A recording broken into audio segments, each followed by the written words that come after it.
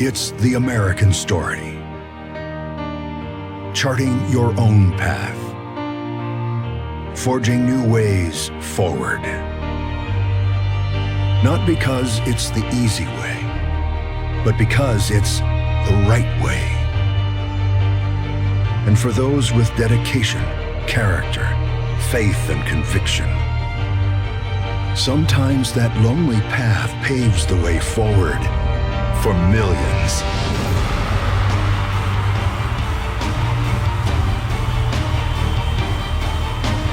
Ron Paul, 22 years in Congress, he's never voted for a tax increase, never voted for a debt ceiling increase, never wavered, never backed down. The role of government ought to be for the protection of liberty, not for the intrusion in our private lives, not for the intrusion in economic affairs. You can't keep borrowing from China. You can't keep printing money. We have to cut some spending. I believe in limited government. I believe in individual liberty. We've spent too much, we tax too much, we borrow too much. It's bankrupting this country.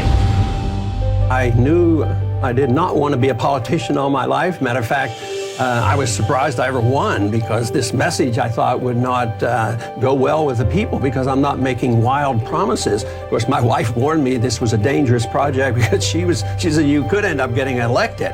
And he said, no, I'm not going to be elected. He said, you have to be like Santa Claus. You have to give them something. He says, I don't want to give them something or bring home the bacon. He said, I want to give them their freedom. It's been a consistent theme since his very first election that government's grown too large, and as government grows larger, your freedoms grow smaller. And he's fought this through the years. When I first got to the House, I thought Ron Paul was nuts.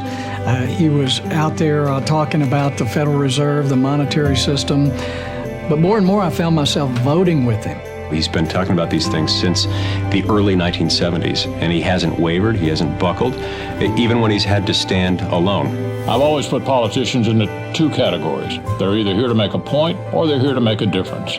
Ron Paul is the only one I know who made a difference by making a point. We need lower taxes, less regulations, and we need to free up the market. He's been an absolute fiscal hawk, one of the most fiscally conservative members in the history of the Congress. I can guarantee you we wouldn't have a $16 trillion debt if we had 435 Ron Pauls in Congress.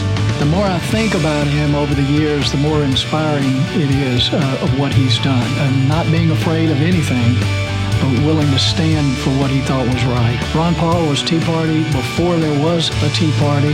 If you want honesty and integrity, look to Ron Paul. And that's based on his faith and based on his belief in the Constitution. He's willing to do things that other people aren't willing to do because his convictions are so deep. As long as we live beyond our means, we are destined to live beneath our means. Well, one of the extraordinary things about my father is that, the lobbyists don't even come by his office. They don't even bother to come by because they know he can't be bought. And that passion is born of a deep and abiding conviction that these are correct principles. He stands for freedom. He stands for liberty. He stands for the traditional American values that made this country great. The longer we go and the deeper in debt we get, the more apparent it is that Ron Paul was right all those years. Whether people want to admit it or not, Ron Paul changed the conversation.